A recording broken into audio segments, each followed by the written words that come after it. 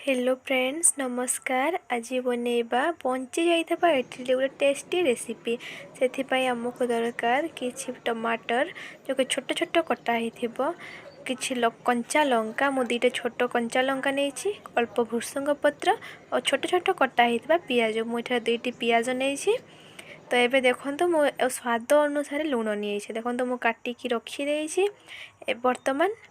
एबे मु जो छोट छोट इडली को बहुत छोट छोट पीस रे काटिकी रखी। आप गोटे इडली को 4 ରୁ 6 पीस करेंगे। मु गोटे इडली को 4 पीस करके रखी देखो मु कड़ाई रे तेल दे देइछि। गरम हेबा परे मु 2 ରୁ 3 चामच तेल नहीं, अल्प जीरा देदेली। अल्प जीरा से जो कटी थी पियाज तक जो छोट छोट कटा होता से पियाज तक देदेली और कंचा लंका भृसंग पत्र को देदेली। देखो भृसंग पत्रटे भल भाव भाजी है मु ऐड कली जो कटा होता पियाज। देखो पियाज तक सब देदेली। एबे मु भल भाव फ्राए करी।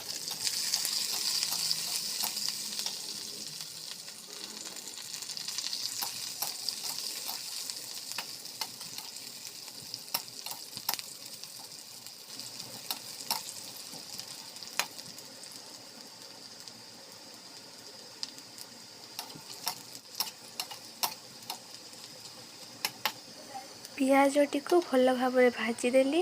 देखो पियाज रेड ब्राउन कलर आसीगला। मु बर्तमान एड करी जो कटा होता छोट छोट टमाटर को टमाटर देदेली। एबे भल भाव मुझे भाजीदेवी। से लुण स्वाद अनुसार लुण इडली लुण लगे से हिसाब से आप लुण देवे, किसी हलदी और किसी जीरा गुंड मुझे देदेली और भल भाव मिक्स करदेली।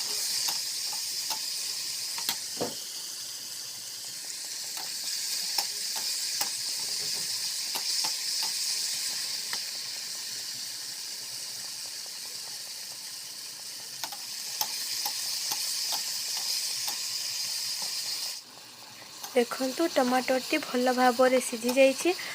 मु पूरा भाव मिक्स करके पूरा सीझिला भाया हो गला। से मुझे जो कटा होता छोट छोट इडली को से देदेवी।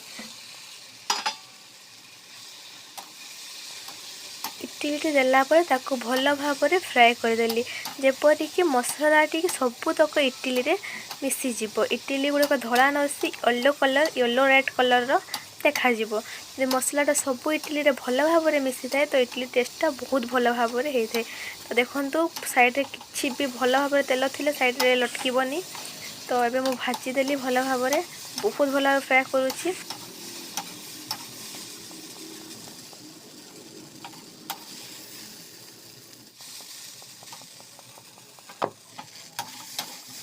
बर्तमान मु गैस को बंद करदेवी और जो इडली तक सब गोटा जो थाली रे काढ़ीदेवी। गरम गरम खाइले बहुत बढ़िया टेस्ट लगे। तो अपन मैंने बन के गरम गरम खाइबे।